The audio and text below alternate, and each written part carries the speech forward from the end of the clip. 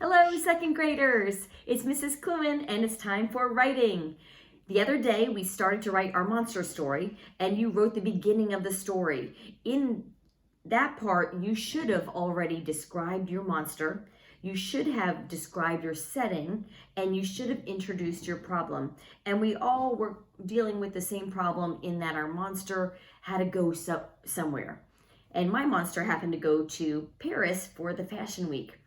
So now we have to write the middle of our story. And remember, we're talking about a roller coaster. So we're chugging up the hill, and now comes the action, the up and down part of the roller coaster.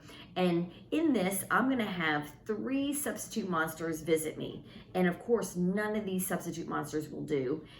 But I need to add details to this and make it a real problem. So I need to describe exactly why these substitute monsters won't do it all. So let me go ahead and read you where I am in my story so you can use this as a guideline. I'm going to start from the beginning. It was a dark, cold, stormy night around 10 p.m., but I still hadn't fallen asleep. Usually by now, my monster would have been scared me to sleep. I then leaned over my bed to look for my monster, but I found a note instead. It said, "Gone to Paris for Fashion Week. I'll be back in a week, Mabel." What was I going to do? I needed a monster under my bed. How was I supposed to fall asleep? I tried to sleep, but I just couldn't without Mabel. I missed her huge yellow eyes and her slime green pigtails. I missed her knife-like horns. I missed her pink puffy arms and her sharp pointy purple fingernails. I missed her long furry green tail too. How will I ever sleep without Mabel? I just had to have a monster. Suddenly, I heard some creaking under my bed. "Good evening," said a high-pitched voice. "My name is Dexter. I heard you need a monster." I peeked over the edge of my bed, hoping to see a girl monster with sharp painted nails. Instead, I saw a sleekly groomed male monster wearing a tie. "Pardon me, I don't mean to be rude," I asked, "but are you wearing a suit?" I could immediately tell that this monster wouldn't do. His eyes aren't huge and yellow like Mabel's, I thought. "I'm sorry to disappoint you," Dexter said. I said, "I need a monster with long, pointy fingernails." I heard some scraping and I knew Dexter was gone. A minute later, I heard a raspy voice from under the bed. "My name is Duke. Check out these horns, kid." The horns were impressive. They were sharp and pointy. So far, this monster seemed like a fit. "Could you show me your tail?" I whispered.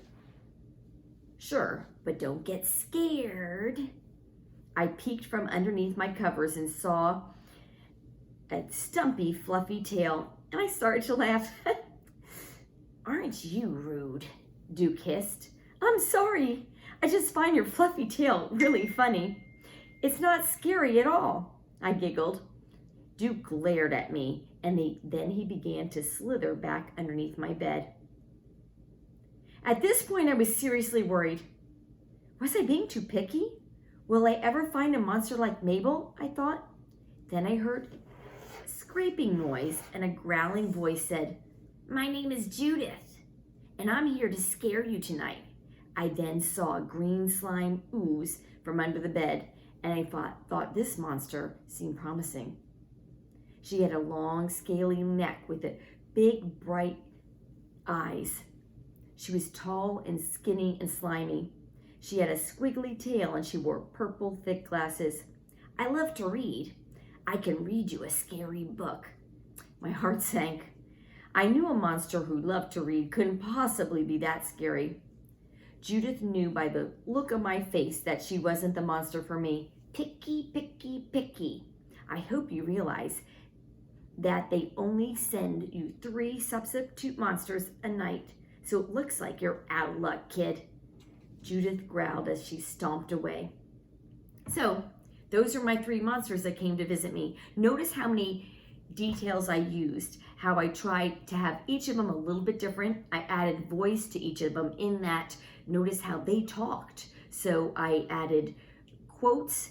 I said some things, the monster said some things, And I also tried to add personality to each of them, making them each pretty unique and describing exactly why they wouldn't fit me as my monster.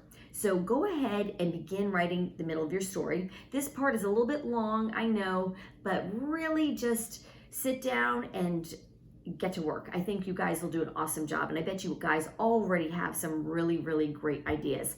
I'm gonna post my story so far in Seesaw, and so that you could use that as a guide. And again, only use it as a guide because I know you guys have fantastic ideas of your own, and you'll be able to come up with even better monsters than I did.